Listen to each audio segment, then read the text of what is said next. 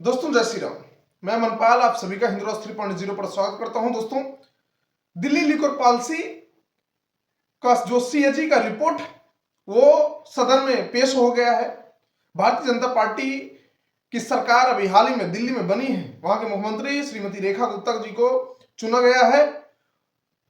जैसे ही भारतीय जनता पार्टी की सरकार बनी तो सीएजी की रिपोर्ट जो पिछले 2 साल से कट्टर बेईमान पार्टी ने रोक करके रखी थी, सदन में पेश नहीं किया था, उस लिक्विड पॉलिसी के स्कैम को जो सीएजी की रिपोर्ट वो सदन में पेश किया गया और उससे लिक्विड जो पॉलिसी थी जो सदन में सीएजी की रिपोर्ट में आया है। दोस्तों, आज हम आपको सीएजी की रिपोर्ट में क्या क्या आया है हम आपको एक एक चीज बताएंगे।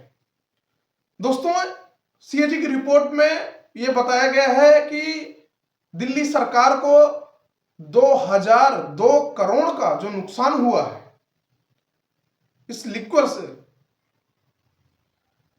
इसके अलावा आपको हम एक एक चीज बताएंगे कि जो 2002 करोड़ का जो नुकसान हुआ है ये कैसे हुआ। पहला, जो नॉन कन्फर्मिंग एरिया था उसमें शॉप न खोलने की वजह से 941.55 करोड़ का घाटा हुआ। जो छोड़े गए लाइसेंस थे उनको रीटेंडर न करने की वजह से 890 करोड़ का घाटा हुआ, नुकसान हुआ। कोविड-19 के नाम पर लाइसेंस को फ्री वेवर देने से 144 करोड़ का नुकसान हुआ है। सिक्योरिटी डिपॉजिट सही से न कलेक्ट करने से 27 करोड़ का नुकसान हुआ है। अब दोस्तों समझिए, 2002 करोड़ का नुकसान। पहला, नॉन कन्फर्मिंग एरिया में जो शराब की दुकान है वो ना खोलने की वजह से जो नुकसान हुआ वो 941 करोड़ है। दूसरा क्या है, जो छोड़े गए लाइसेंस का रीटेंडर नहीं किए थे केजरीवाल जी, उसकी वजह से 890 करोड़ का नुकसान हुआ है। और तीसरा, कोविड-19 के नाम पर लाइसेंस को फ्री में ले जाओ, इसके लिए 144 करोड़ का नुकसान हुआ और सिक्योरिटी डिपॉजिट के लिए 27 करोड़ का नुकसान हुआ।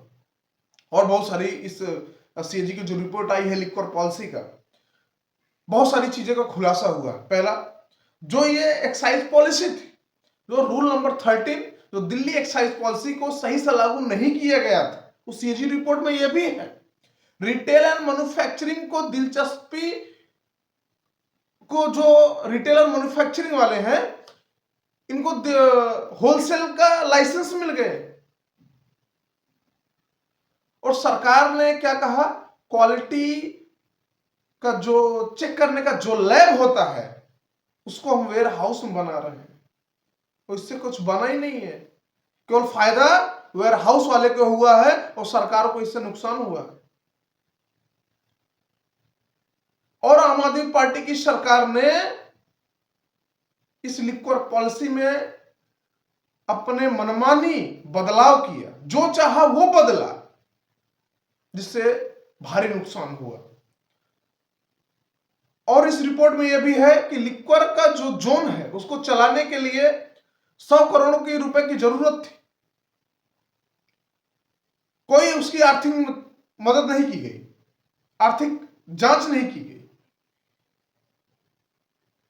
कोई वेंडर्स जो पिछले साल 3 साल से जिनका इनकम या तो बहुत कम था या तो जीरो था, उनको भी दे दिया गया।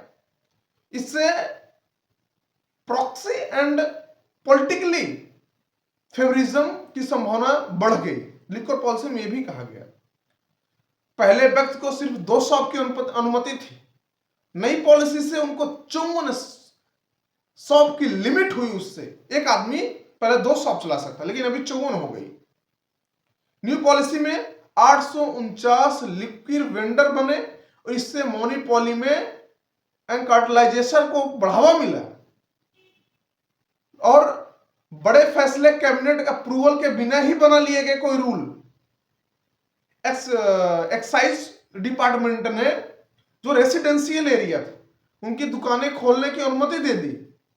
एमसीडी ने, दोस्तों को बता दें, एमसीडी ने 2022 की शुरुआत में ही ऐसी 4 अवैध शराब की दुकानों को सील की दी है। एक्साइज डिपार्टमेंट ने L1 लाइसेंस को अपनी मनमानी कीमत पर तय करने की छूट दे दी। सरकार ने लाइसेंस क्वालिटी टेस्ट के बिना ही दे दिया। तो दोस्तों ये रहा लिक्विड पॉलिसी का जो सीएजी का रिपोर्ट है जो सदन में आया है, उसमें किस तरीके से आम आदमी की पार्टी की कट्टर बेईमान पार्टी के कट्टर बेईमान मुख्यमंत्री, कट्टर बेईमान संयोजक अरविंद केजरीवाल जी ने किस तरीके से घोटाला किया और दिल्ली के लोगों को बेवकूफ बनाया। अभी तो ये पहला रिपोर्ट है, अभी तो हेल्थ पर रिपोर्ट आएगा, ऐसे अभी 13 रिपोर्ट बाकी हैं दोस्तों। हर रिपोर्ट का विवरण हम आपको बताएंगे, आप देखते रहिए हिंदू राज 3.0। अगर आप हमारे चैनल को सब्सक्राइब नहीं किए हैं तो जाकर के आप हमारे YouTube चैनल पर सर्च करिए हिंदू राज 3.0, आप वो जाइए, सब्सक्राइब कीजिए और हमें मदद कीजिए। जय श्री राम।